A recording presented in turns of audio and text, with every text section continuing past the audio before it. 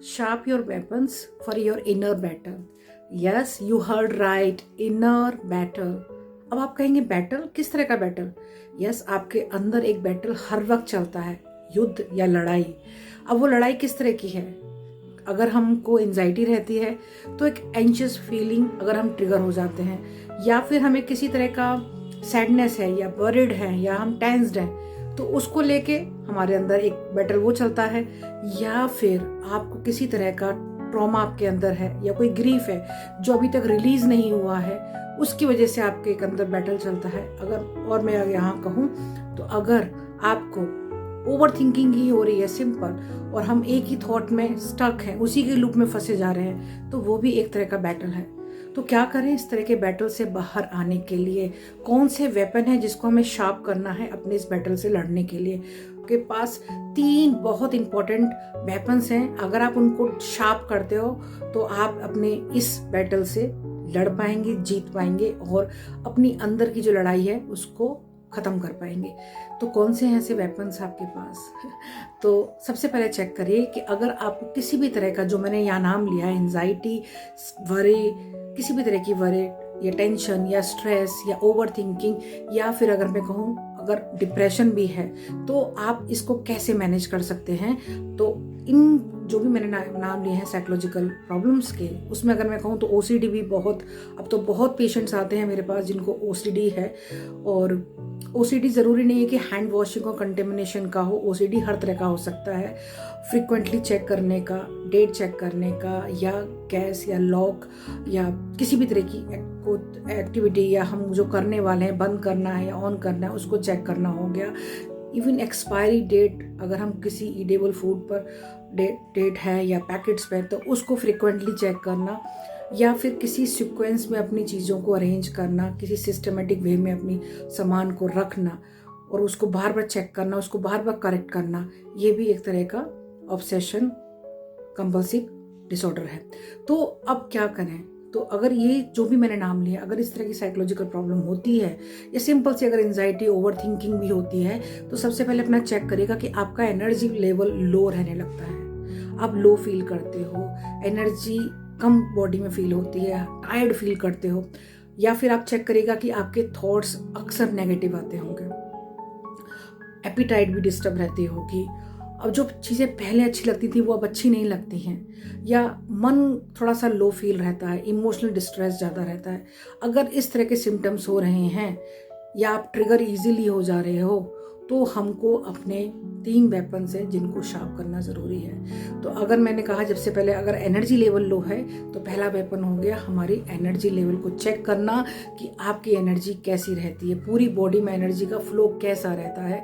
आप low feel कर रहे हैं, टायर्ड फील कर रहे हैं, तो क्या करें? तो सबसे पहला वेपन है अपनी फिजिकल एक्टिविटी को अपने रूटीन का पार्ट बनाना, क्योंकि यही फिजिकल एक्टिविटी आपकी एनर्जी के लेवल को बढ़ाएगी, आप एक्टिव रहेंगे। तो बिहेवियर एक्टिवेशन अगर मैं यहाँ बोलूँ तो उसके लिए आप किसी भी तरह की एक्टिविटी डेली बेसिस पे कर सकते हैं, चाहे मूड अच्छा है या बेकार है, करने का मन नहीं कर रहा, उसके बावजूद भी करना है एज अ टूल, या एज अ कह लीजिए जैसे फूड एंड वाटर हमारे लिए ज़रूरी है, ऐसे ही बिहेवियर एक्टिवेशन या किसी भी तरह की फिजिकल एक्टिविटी हमारे लिए बहुत ज़रूरी है, वही आपके एनर्जी लेवल को बढ़ाएगी। तो जब हम फिजिकल एक्टिविटी करते हैं किसी भी फॉर्म में, अगर योगा में कर रहे हैं या एरोबिक्स कर रहे हैं, जिम जा रहे हैं, सिंपल जंपिंग जैक कर रहे हैं, स्क्वाट्स कर रहे हैं, बॉडी वेट एक्सरसाइज कर रहे हैं, स्ट्रेंथ ट्रेनिंग कर रहे हैं, जॉगिंग और रनिंग भी कर रहे हैं, कुछ भी ऐसा कर रहे हैं, इससे आपका एनर्जी लेवल बढ़ेगा। जब एनर्जी लेवल बढ़ता है तो हमारी बॉडी में से टॉक्सिन्स स्वेट के उसमें निकल जाते हैं, स्वेट के जरिए, और हमारा एनर्जी लेवल जब बढ़ता है तो हमारे ब्रेन में हैप्पी केमिकल, जो हमारा एंडोर्फिन है, जो फिजिकल एक्टिविटी करने के बाद रिलीज होता है, उसका भी लेवल बढ़ जाता है। तो पहला टूल हो गया आपका, सबसे पहला टूल हो गया एनर्जी लेवल को चेक करना और उसको डेली बेसिस पे अप करना, उसको एनर्जी लेवल को बढ़ाना। तो इसको अपने रूटीन का पार्ट बनाइए। अब नंबर 2 वो है आपकी ब्रीदिंग प्रैक्टिस। अगर हम किसी भी तरह की स्ट्रेस, एंजाइटी, वरीड में रहते हैं, तो आप नोटिस करिएगा कि आपकी जो ब्रीथ है वो शॉर्ट है, शैलो है।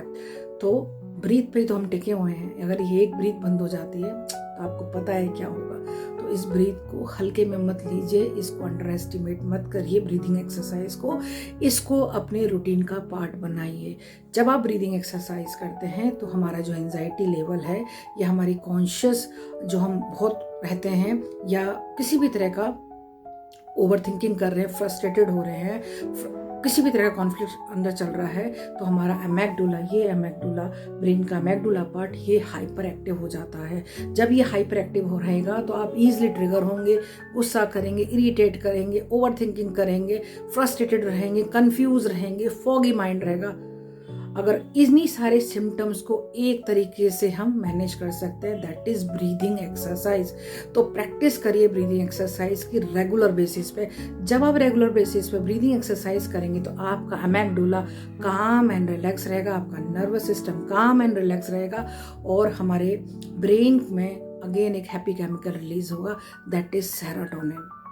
तो ये जो सेकंड वेपन है, इसको अगर आप शार्प करते हैं तो अंदर का जो बैटल है ना, जो आपको एंजाइटी दे रहा है या आपको किसी भी तरह का वरी देता है हर वक्त, या आप ट्रिगर हो जाते हैं इजीली, या आपके अंदर छोटी छोटी बातों गुस्सा आ रहा है, फ्रस्ट्रेटेड हो रहे, कंफ्यूज हो रहे हो, ये ब्रीदिंग एक्सरसाइज है। आपका एमेगडुला जितना काम एंड रिलैक्स रहेगा with the help of breathing exercise, उतने ही आप काम एंड रिलैक्स रहेंगे और आपका अंदर का जो बैटल है वो खत्म होगा। अब है तीसरा वेपन है आपके thoughts. Yes, you heard right, thoughts. यही थॉट्स हैं जो हमको नेगेटिविटी के लूप में फंसाते हैं, यही थॉट्स हैं जो सेल्फ डाउट क्रिएट करते हैं, यही थॉट्स हैं जो हमारे सेल्फ कॉन्फिडेंस को लो लेकर आते हैं, यही थॉट्स हैं जो आपकी प्रोडक्टिविटी को लो करते हैं। तो जो तीसरा इंपॉर्टेंट टूल है वो हैं आपके थॉट्स। अगर हमने अपने थॉट्स को मैनेज नहीं किया तो यही थॉट्स आपको एंजाइटी डिसऑर्डर, डिप्रेशन, किसी भी तरह की अगर मैं कहूँ तो साइकोलॉजिकल प्रॉब्लम में आपको ट्रैप कर सकते हैं। तो कैसे अपने इस थॉट्स को हम अच्छे से, कैसे इन थॉट्स को रीस्ट्रक्चर कर पाएं, कैसे लॉजिकल रेशनल थिंकिंग हम ले पाएं, उसको अपने अंदर इनबिल्ट कर पाएं। तो अगर आप मेरे सब्सक्राइबर हो तो आपको पता होगा कि मैंने थॉट को कैसे रीस्ट्रक्चर किया जाता है उस पर वीडियोस बनाई हैं, 2 वीडियोस हैं, उसमें अच्छे से एक्सप्लेन किया हुआ है कि कैसे अपने नेगेटिव थॉट्स को, कैसे इर्रेशनल बिलीव्स को रीस्ट्रक्चर करके, रीवायर करके लॉजिकल रेशनल पॉजिटिव थॉट्स हम डेवलप कर सकते हैं। तो ये 3 वेपन्स हैं। एनर्जी लेवल को डेली बेसिस पे अप करना है, बढ़ाना है। नंबर 2, ब्रीदिंग एक्सरसाइज करनी, और ब्रीदिंग एक्सरसाइज में मैंने कई सारी ब्रीदिंग एक्सरसाइज सिखाई हैं, deep breathing, belly breathing, square breathing, conscious breathing. ये 4 ब्रीदिंग एक्सरसाइज है जिसका मैंने प्लेलिस्ट बनाया। अगर आप मेरे सब्सक्राइबर हो तो आपको पता होगा कि 4 तरह की मैं ब्रीदिंग एक्सरसाइज सिखा चुकी हूँ, इसकी प्लेलिस्ट बनी है, वहाँ पे जाइए और इसकी प्रैक्टिस करिए डेली बेसिस पे। तो अब आपको आइडिया हो गया होगा कि ये 3 वेपन कितने ज़रूरी हैं। अगर हम इसको डेली बेसिस पे शार्प करते हैं तो आपके अंदर का जो बैटल है, डे बाय डे जब इसकी प्रैक्टिस करी जाएगी तो वो बैटल ख़त्म हो जाएगा। तो more motivated, more confident and more excited for your life and more positive for your life होने के लिए ये 3 वेपन्स को डेली बेसिस पे शार्प करिए और इनको अपने रूटीन का पार्ट बनाइए। तो ये जो इनर वर्ल्ड में जो चल रहा है ना बैटल, ये ख़त्म हो जाएगा। मिलती हूँ नेक्स्ट वीडियो में। Till then, bye bye.